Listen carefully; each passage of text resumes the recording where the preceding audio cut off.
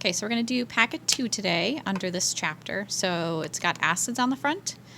So first off, the acid definition. There's two different ways to define acids and bases. They both basically mean the same thing. I mean, an acid is an acid. It just matters in what context you define it. So by this definition, acids have an H plus ion.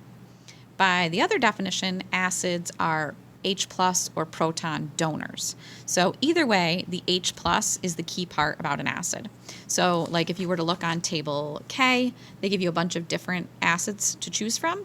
So you have hydrochloric, HCl, HNO3, H2SO4, and then acetic acid, which can be written one of two ways. And this way you can kind of see the H more. So acids, the key part about it is that they have an H plus that they either ionize into in water or that they donate. When we get over to bases, bases are substances that have an OH when they dissociate in water. So acids have an H plus, bases have an OH minus.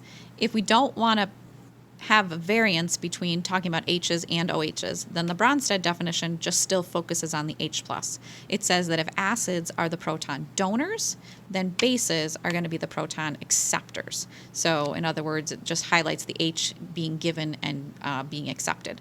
But bases, if you were to look on table L, all have that OH.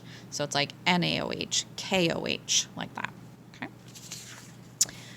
All right, so if they're strong acids or strong bases, then they're going to completely dissociate in water. So that means that they will be electrolytes. Whereas if they're weak acids or weak bases, then they're only going to partially produce those ions. So this gives you an example of strong acids and strong bases. It's pretty much in order. If you look on your reference table, it's pretty much the top ones are the strongest ones, and then it gets weaker. They give you many more here than you have on your reference table. But if you just remember kind of couple key ones, like hydrochloric acid, hydrobromic acid, nitric acid, those are strong ones. Strong bases, primarily NaOH would be something that we would deal with.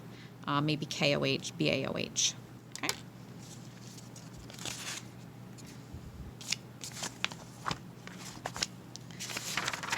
All right, so what does that mean as far as the electrolytes? We talked a little bit about. So remember we talked about last week, if something is ionic, then it's definitely going to be a strong electrolyte. It breaks up into its ions. So if we have NaCl, it's going to be Na plus Cl minus. That was the one that made the really bright light. Okay. If it's not ionic and it's molecular, now you have another question that you can ask in the flowchart. If it's an acid or a base. If it's not, then it's definitely not going to be an electrolyte. It's something like sugar. If it is an acid or a base, then it may be. If it's a strong acid, it's going to be a strong electrolyte. If it's a weak acid, it'll be a weak electrolyte. If it's a strong base, it'll be a strong electrolyte, weak base, weak electrolyte. Okay? And that's kind of what's summarized here. So ionic, all of them are strong electrolytes. If it's a molecular one and it's a strong acid, it'll be a strong electrolyte.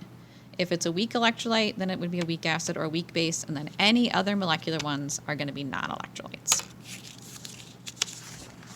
So neutralization reactions, the ones we're going to talk about today. So a reaction between an acid and a base are called neutralization reactions, okay? So the base is some kind of metal with the hydroxide. So the hydroxide is the OH part. So some kind of metal and then the OH. And then we're going to have water and a salt being produced, okay?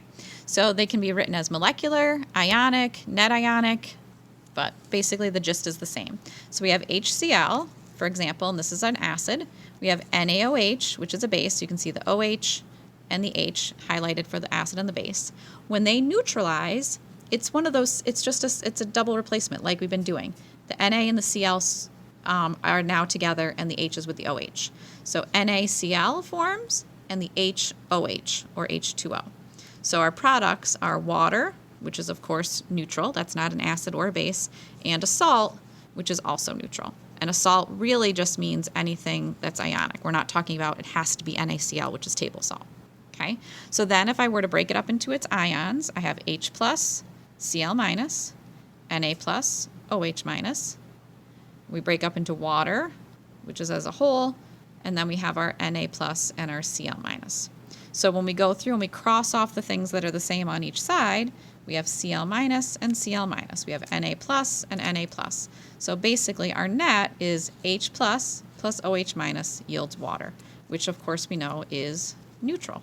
So that's why it's called a neutralization reaction. Okay, so the H represents the acid, the OH represents the base, and we form water. So that's how we're going to talk about and think about a neutralization reaction.